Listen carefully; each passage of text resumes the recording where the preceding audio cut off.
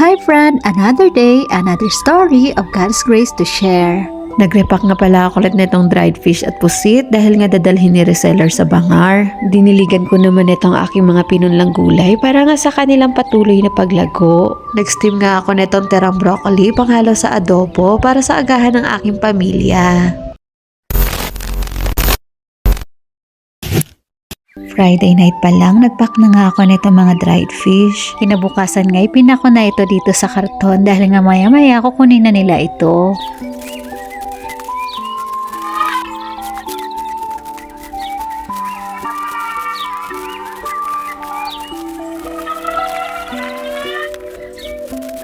Kahapon nga ay nakuha na ni reseller yung isang box. Pero hindi pa nga nakakarating sa Bangar ay naubos na daw ito. Kaya ngayon nga ay magpapak ako ulit para nga doon sa dadalhin nila sa Bangar.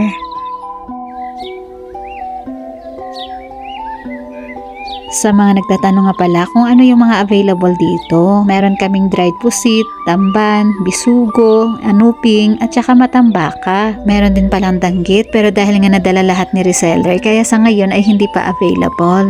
Inabot na rin pala ako ng gabi sa pagpapak pero kailangan ko nga tapusin dahil maya-maya pupunta na rin dito si reseller dahil kinabukasan nga ay maaga pa yung alis nila. At ito na nga lahat, bali ipi-plastic sealer ko na lang nga ang mga ito. Mabuti na lang at nakabili na rin kami netong plastic sealer.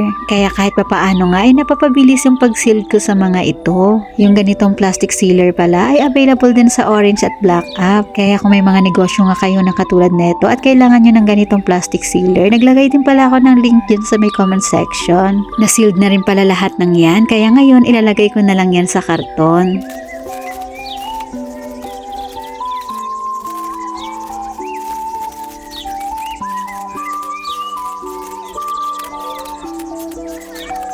Mabuti na lang talaga na bago dumating nga si reseller ay natapos ko na rin ngang gawin lahat. Nagkape-kape nga lang kami saglit pagkatapos nga umalis na rin siya agad dahil nga maaga pa yung alis nila bukas.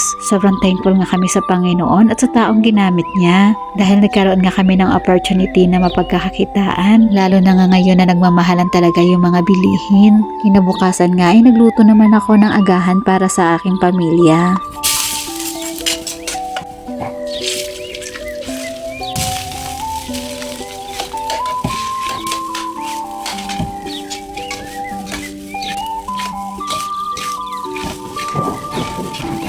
At dahil nga may tira pang adobo sa lunch ng church kahapon, naisip ko nga haluan na lang ito ng broccoli para nga magkaroon pa ng gulay.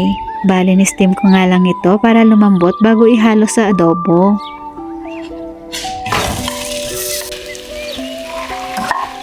Nung mainit na nga yung adobo, nilagay ko na itong steamed broccoli.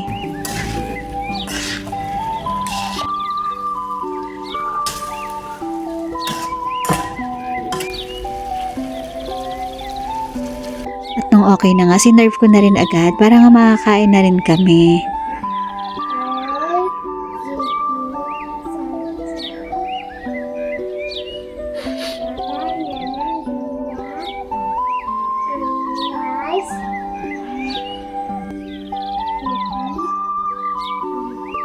At isa nga sa pinapasalamat ko sa Panginoon na kahit nga medyo humina si Via ngayon sa gulay, pero kapag broccoli nga yung ulam ay hindi niya talaga pinapalampas. At bilang nanay, masaya talaga ako niyan. Paano ba naman kasi napakayaman sa bitamina itong broccoli? Kinahaponan nga, binisita ko naman itong aking mga pinunlang gulay. Sobrang saya talaga na makita yung kanilang paglago araw-araw. At ito nga ang tubig ni Via sa inflatable pool yung ginagamit ko pandilig araw-araw para hindi naman nga sayang kung itatapon lang. Nung una nga kinakabahan pa talaga ako baka nga kasi hindi tumubo. Pero ngayon nakakatuwa nga na ganito na nga sila. Sa dried fish nga na nabenta agad ni reseller, sa adobong ulam na merong broccoli, at sa ganadong pagkain ni Via ng broccoli, at sa patuloy nga na paglago ng mga halaman na ito. Tunay na ang lahat ng ito ay biyayang mula sa Diyos. Kaya sa Kanya ang pinakamataas na papuri at pasasalamat. Thank you for being with us and see you in my next sharing.